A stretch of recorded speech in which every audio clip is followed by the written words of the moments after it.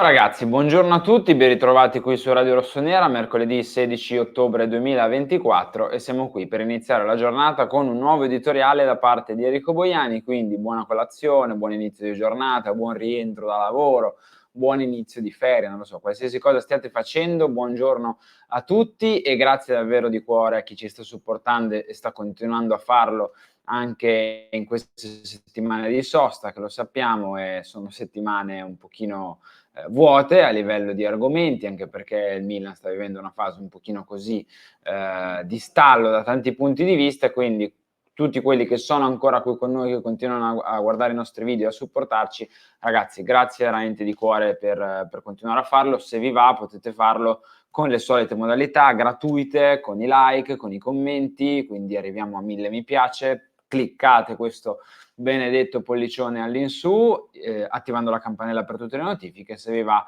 con l'abbonamento a 0,99 o con una donazione al nostro canale. Grazie davvero di cuore a tutti coloro che ci supportano.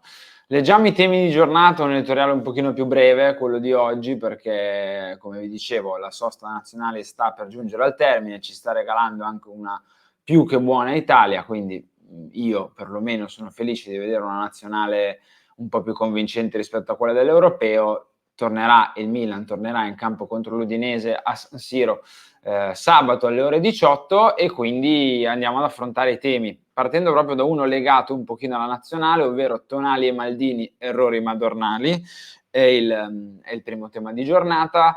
Non può essere un caso, e adesso ci arriviamo a questo tema, è il secondo tema di quest'oggi, è mercato di gennaio e ora che si fa. Questi sono i tre temi di oggi. Partiamo da Tonali e Maldini. Con Maldini intendo Maldini senior o Maldini di mezzo, se vogliamo considerare anche Cesare, non Daniel, che ha esordito a Udine, ha giocato anche abbastanza bene, si è sciolto un pochino all'inizio, era un po' ingessatino, poi però ha trovato fiducia, è rientrato nell'azione del gol, ma non parliamo di Daniel, parliamo di Sandro Tonali e di Paolo Maldini. E io spero che ogni volta che Sandro Tonali regala una prestazione come quella contro Israele, ogni volta che ci siano delle interviste legate a Maldini, come quella di Cafù a Trento, al Festival dello Sport, insomma, ogni volta che arrivano e arriveranno sempre di più delle conferme, ci si renda conto, ci si metta il cuore in pace che sono stati commessi nell'estate 2023 2 errori abnormi per il Milan, ma 2 errori veramente incommensurabili. Cioè, l'addio di Maldini ha posto fine alla parola competenza all'interno della dirigenza del Milan, perché di fatto non ce n'è più stata. È vero, Maldini aveva poca esperienza da dirigente, però aveva già vinto un campionato, aveva fatto una semifinale di Champions League, aveva imparato nel corso degli anni con Massara, con Boban e con Leonardo, ed è stato commesso un errore, o meglio, questo è il mio punto di vista, lo sapete, è un editoriale, però è stato commesso un errore madornale. Da lì in poi il Milan non ha più avuto un dirigente che potesse essere chiamato tale in base al background, all'esperienza, alla competenza, all'immersione sportiva, perché non c'è più stato. Cioè, mi sembra molto semplice la questione. Apro anche la piccola parentesi legata a Sandro Tonali, perché è passato un anno di Sandro Tonali fuori dal campo, molti lo deridevano, molti tifosi del Milan, sto parlando, lo deridevano, lo hanno deriso, lo hanno preso in giro, non so come sia possibile prendere in giro un ragazzo che è milanista da quando è nato, ha fatto dei sacrifici per il Milan, è stato protagonista di uno scudetto, ti ha fatto pure guadagnare, non so come sia possibile prendere in giro un ragazzo del genere. Dicevo, è stato fermo un anno, ma sembra A che non abbia mai smesso, B ha una voglia di giocare clamorosa. Io ero presente dal vivo sia all'Olimpico che a Udine alla Blue Energy Stadium e ha una marcia in più rispetto agli altri 21 in campo, ha una marcia in più a livello di intensità, di voglia, di cattiveria, di agonismo, a livello di tutto, ha una marcia in più. Ora io non so se sia l'impeto del fatto che sia tornato a giocare da poco, magari questa cosa si assottiglierà, però ha una marcia in più Sandro Tonali, aveva una marcia in più ai tempi e lo dimostrava domenica dopo domenica, soprattutto nell'anno dello scudetto, ma anche dopo, quando è stato uno dei pochi salvabili forse della stagione successiva, e anche lì è stato commesso un errore, perché 50, 60, 70, quanti saranno lo scopriremo dal bilancio, milioni fanno gola, è vero, col senno di poi nell'anno singolo, lui non avendo giocato ci hai guadagnato, ma cosa hai perso? Cioè, cosa abbiamo perso cedendo Tonali? È vero, ci hai guadagnato in soldi in un anno in cui non ha giocato, per carità. E adesso in che situazione siamo? Siamo in un Milan senza centrocampo, perché ragazzi abbiamo 2 giocatori contati, titolari, entrambi non del livello di Tonali. Non abbiamo praticamente riserve e onestamente è una situazione un po' particolare. Ripeto, sul momento magari poteva sembrare un'operazione intelligente, vantaggiosa, però le partite non si vincono con i sacchi di soldi, le partite si vincono con i giocatori con la testa, con il cuore e con i piedi. E Sandro Tonali ha testa, cuore e piedi. Testa, speriamo l'abbia ritrovata dopo l'errore che ha commesso.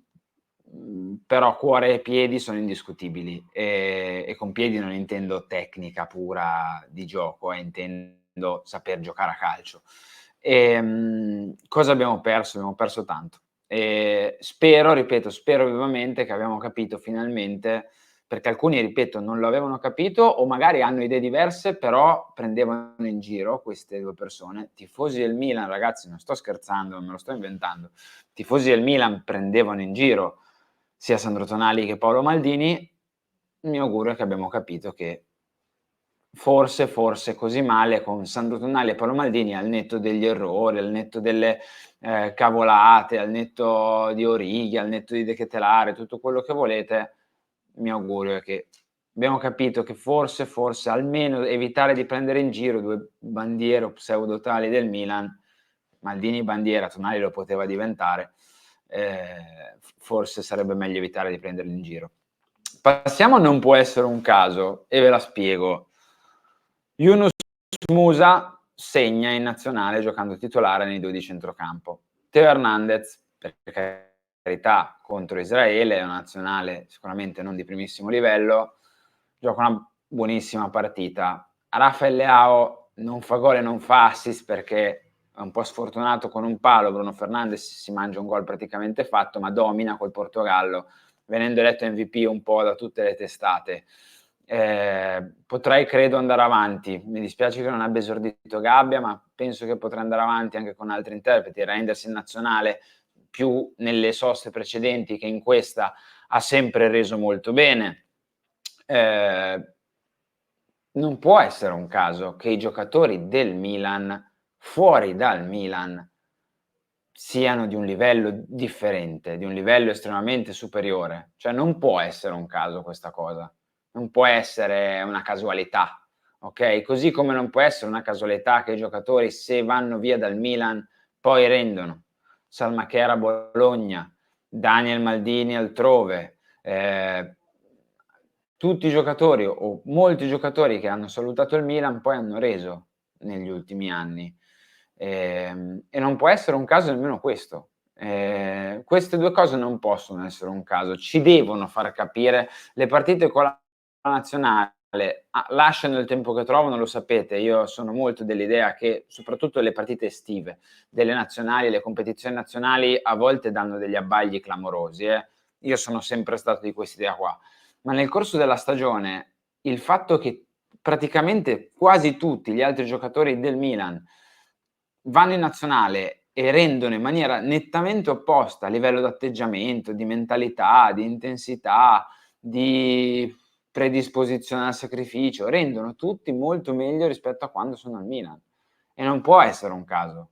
Ci deve essere qualcosa da analizzare, da capire, da studiare per capire che non è che Reinders è buono con l'Olanda perché gioca in un modulo diverso, in un contesto diverso, eccetera. Ci sono delle ragioni, delle basi più profonde, perché Leao fa sempre l'esterno sinistro, perché Teo Hernandez fa sempre il terzino, perché Musa gioca nei 2 di centrocampo, dove per un anno non ha potuto giocare. Insomma, ci devono essere delle motivazioni.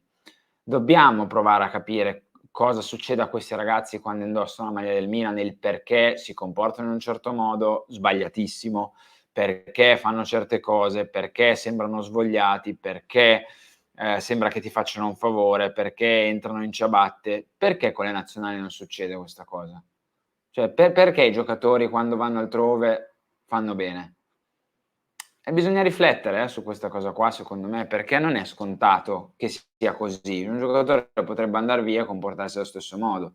Leao potrebbe essere in un momento della sua carriera, fa fatica col Milan, fa fatica anche col Portogallo, poi invece va a giocare Polonia, Portogallo e fa il fenomeno. E Teo Hernandez torna a essere un giocatore normale e Musa gioca con continuità e segna pure, e Pulisic è sempre più o meno quello più costante. Cioè, non è normale secondo me, bisogna analizzarla questa cosa, anzi aspetto la vostra idea su questo argomento qua nei commenti. Quindi nei commenti qua sotto ditemi secondo voi il perché di questo fatto, cioè datemi la vostra spiegazione, perché sono molto curioso di sapere cosa ne pensate voi a riguardo.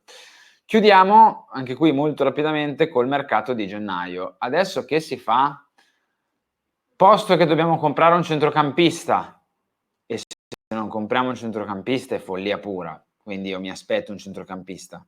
Posto che magari qualcos'altro deve esser fatto, una punta, 2 centrocampisti, un centrocampista e un terzino, qualche cessione magari un po' più di rilievo, tipo, faccio un esempio, Chukwueze, qualcosa nel mercato di gennaio va fatto, perché questa squadra non funziona, non sta funzionando benissimo. È vero che c'è bisogno di tempo, è vero che c'è qualcuno infortunato, sì, però non sta funzionando così com'è. Abbiam cambiato 1000 modi di giocare, abbiam cambiato anche modulo, adesso abbiamo le 2 punte, Jovic oggetto del mistero a fine mercato, insomma il mercato di gennaio ci impone di fare dei movimenti.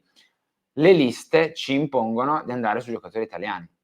È inevitabile, perché se vuoi inserire un giocatore non italiano, non di vivaio di squadre italiane, non hai la possibilità di inserirlo nelle liste, a meno che non abbia meno di 21, 22 anni e solo per quella Serie A.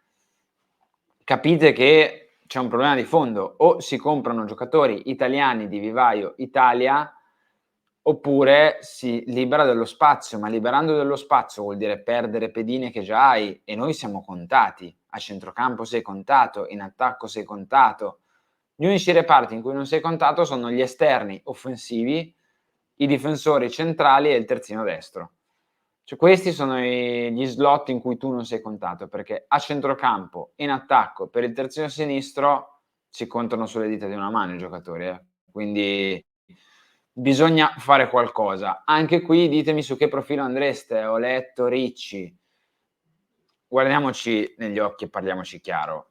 Vi aspettate che il Milan spenda 30, 35, 25, non so quanti saranno, quanti ne chiederà Cairo, milioni a gennaio per Ricci? La risposta ce la possiamo dare sia io che voi, immagino, no? Idem magari per un attaccante, idem magari per un centrocampista come i nomi usciti ultimamente, cioè sono nomi che costano. E senza una cessione secondo me il Milan proprio non ci pensa nemmeno minimamente. Ed è un po' grave questa cosa, perché se tu devi riparare e sistemare delle cose a livello sportivo e calcistico, lo fai, punto. Cioè non è che vai a fare i conti con la calcolatrice e dire: "Oddio, perché se spendo 'sti 20 milioni in più".